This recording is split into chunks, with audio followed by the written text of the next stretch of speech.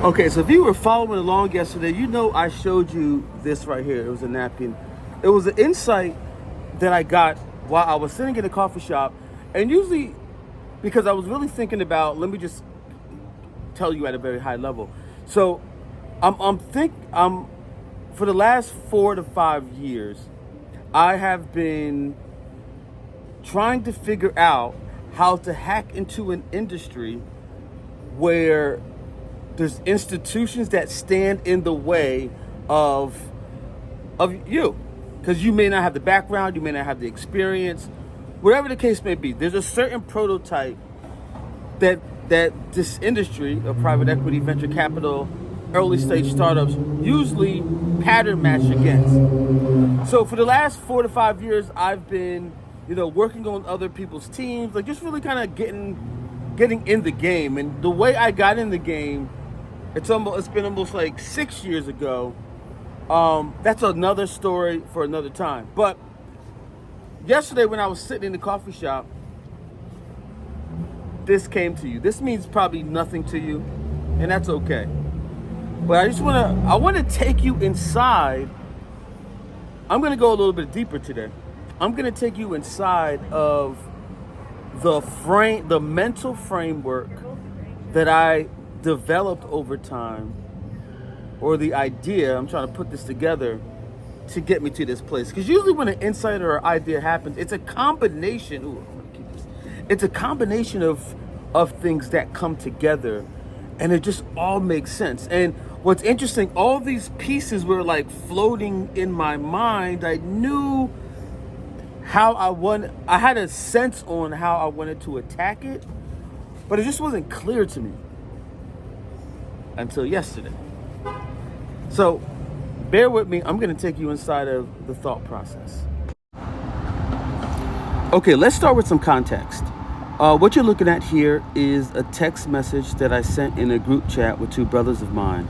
Now, there is some religious connotation here, so I'm not going to get into that background. What I would suggest that you do is either Google the Noah story in the Bible, or ask ChatGPT to tell you about the Noah story, or even Siri. You pick. The bottom line is, I'm not going to sit here and try to explain that to you right now, but I just want to make a point really quick for those that know that story. But you don't have to know it to get the point that I'm trying to make. So we were talking about the Noah story, and we were talking about his family being saved from the flood. So I would just, I was reading the text, and then I just randomly it just came off the top of my head. I wasn't really thinking about it much.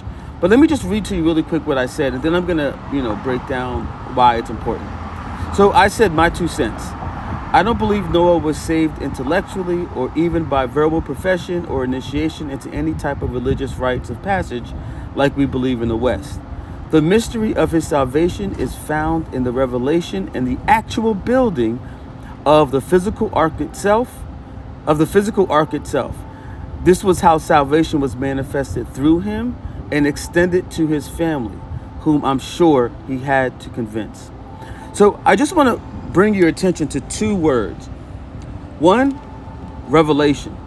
And basically revelation is what we would consider an idea, like that aha moment, like that, piecing together of your references to build something.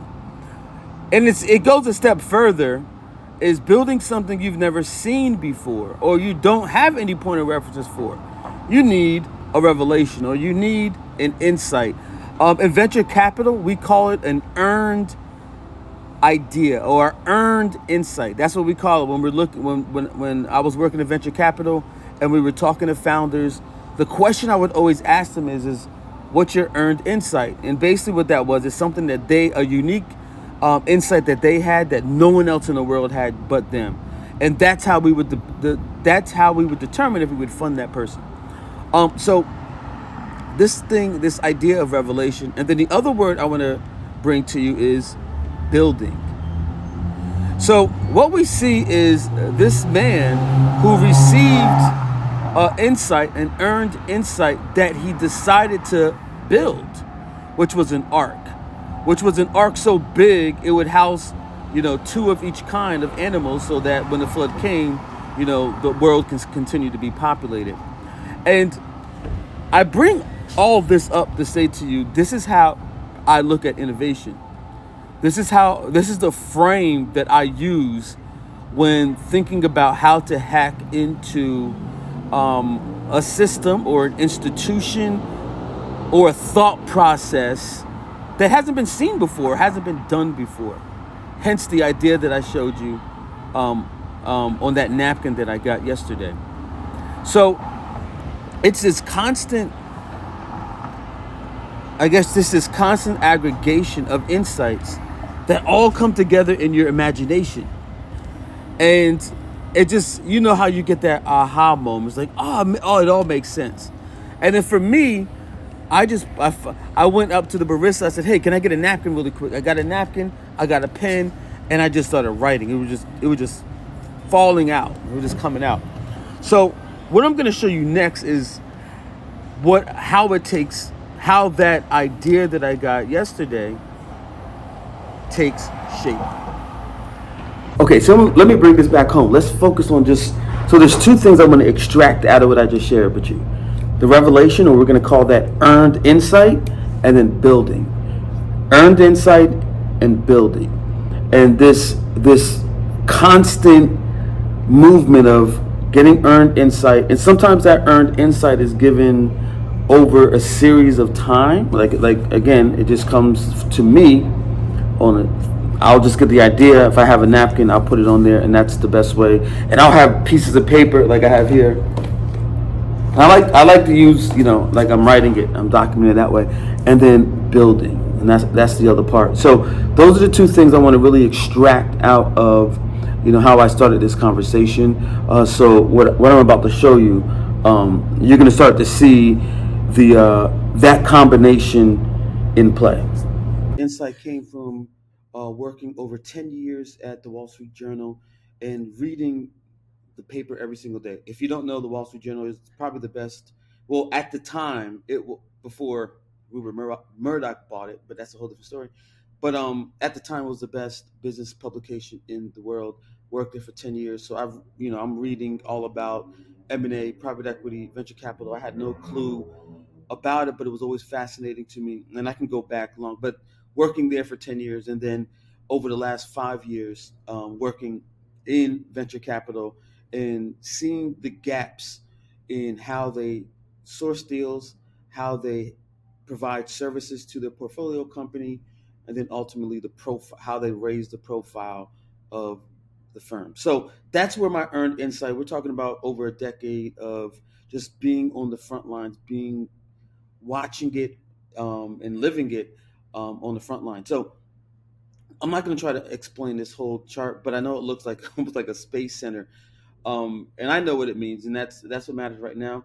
But this is the bones of the building piece of it, because every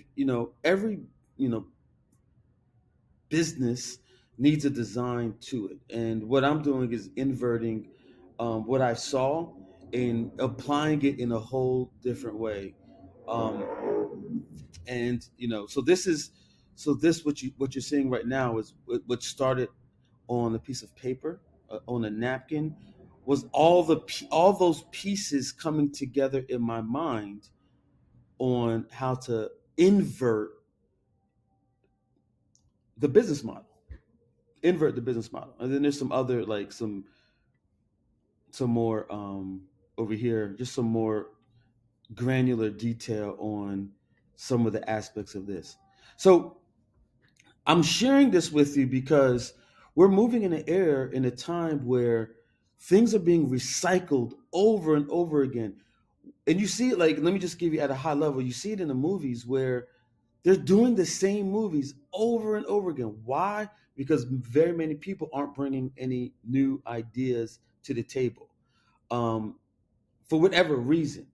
But having a mind, this mindset, this pattern or framework on how to work with people, have collectives of people that you work with that are seeing problems in the world, and seeing how they can solve those problems, is key. I'm grateful to be around, people that I met online or people in person that have a unique way of seeing the world, that in the past may have been looked at as outcasts or like not misunderstood.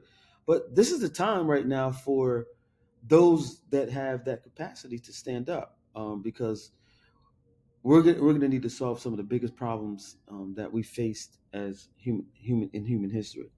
So this is just an example, and this vlog is you're going to watch me